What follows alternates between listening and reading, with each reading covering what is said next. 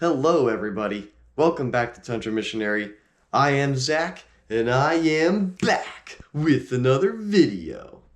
And today we are going to be reviewing A Momentary Lapse of Reason by Pink Floyd. So, love the artwork there. With all the beds on the shore, it's kind of mesmerizing.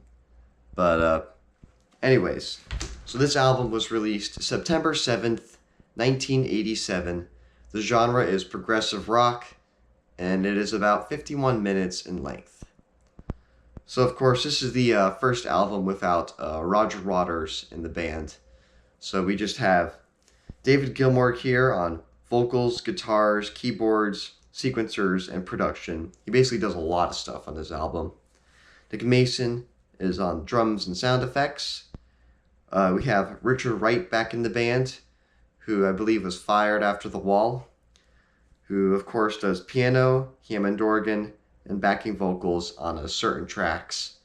And then there's a plethora of other musicians on this album that perform various instruments like drums and saxophone and other backing vocals. So there's a lot of people involved with the making of this album. So during this time, Waters filed a lawsuit over the rights of the Pink Floyd name. He wanted the band to be done after the final cut in 1983, and he believed that the band was a spent force creatively, which is his quote. And Gilmour, who realizes this, he claims that he warned Roger Waters before he was going to leave the band, and I quote, "If you go, man, we're carrying on. Make no bones about it, we would carry on." And he claims that Roger replied, "You'll never effing do it." So there's definitely some uneasy tension between Gilmour and Waters during this time. But I believe around 2 months after the album was released, Gilmour did win the Pink Floyd title and was able to carry on with the name. But and then another little interesting factoid is this album was recorded on Gilmour's converted houseboat Astoria. So, who would have known? So, let's delve into this album a little bit more here. So, the word that I would describe this album would be foreboding. It's very dark and moody, and just has like an uneasy kind of sound, but in a good way throughout a good chunk of the album. And the first track, Signs of Life, really immerses you and kind of sets the mood. It's an instrumental ambient track and is definitely very foreboding in a way.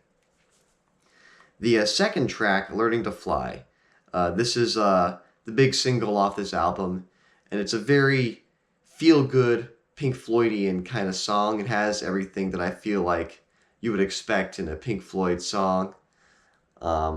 Just a really good beat, kind of a spacey middle section, and then a good melodic chorus. So definitely a very good song overall.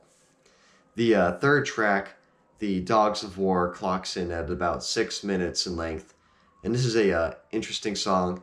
You have slightly more aggressive vocals from Gilmour on this track, which is unusual considering that he tends to have like a very soothing kind of voice.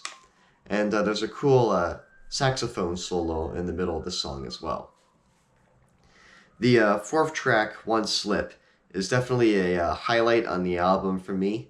This song also has like a really good beat, and it's like a little bit faster paced for a Pink Floyd song, so definitely something a little bit different.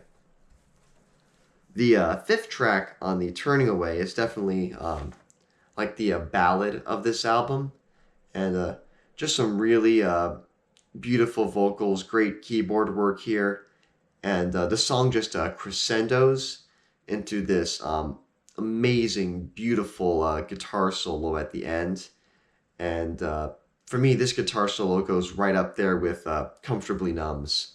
It's just really good, and if you want to listen to any song on this album, I would bring you to On the Turning Away.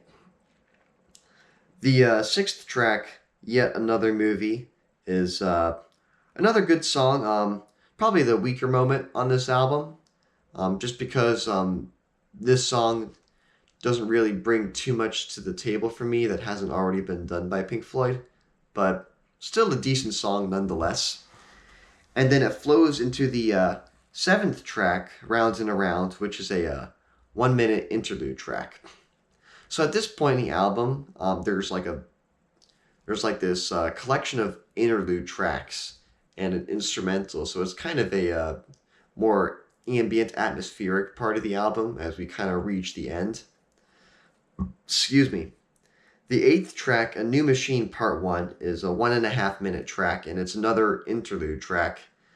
Um, and then the 10th track, A New Machine Part 2, is like a 30-second interlude track. And these two tracks bookend the ninth track, Terminal Frost, which is a 6.5 minute instrumental. And Terminal Frost is a pretty good song. Some good more like saxophone work in here. Like there's a lot of saxophone in this album, and I really like how the saxophone is portrayed in this song. It's really good and very immersive song. Like I can picture, like if I close my eyes listening to this song, I can picture like a tundra, icy landscape with like glaciers and mountains and stuff like that. And then the 11th track, Sorrow, is probably my favorite song on the album and definitely one of my favorite Pink Floyd songs of all time. Like, just a really good, dark, and moody song. This one clocks in at just under 9 minutes. And there's like a really cool guitar intro. And definitely a foreboding track. Like I mentioned previously, how this album is kind of like a foreboding sounding kind of album. This track definitely exemplifies that sound the best. And just a killer guitar solo at the end of this album. I think the guitar solo at the end is like the last like 3 minutes of the song. It's just really good, really well crafted song, and definitely one that should not be overlooked. So there you have it, guys. That is my thoughts on A Momentary Lapse of Reason by Pink Floyd. And there we go, center. Now, some of you might be wondering why I chose to review this particular album over other Pink Floyd albums, like maybe like Dark Side of the Moon or Wish You Were Here or The Wall. And even though I love those albums a lot, I mean, I love pretty much every Pink Floyd album. This album in particular is one that I just seem to come back to frequently. Like, it's probably like my top 5 most listened to Pink Floyd albums.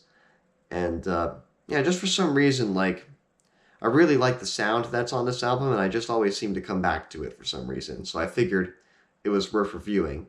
And now that I reviewed it, I kind of have a better understanding of why I enjoy it a lot. So, like I said, guys, that's my thoughts on A Momentary Lapse of Reason by Pink Floyd.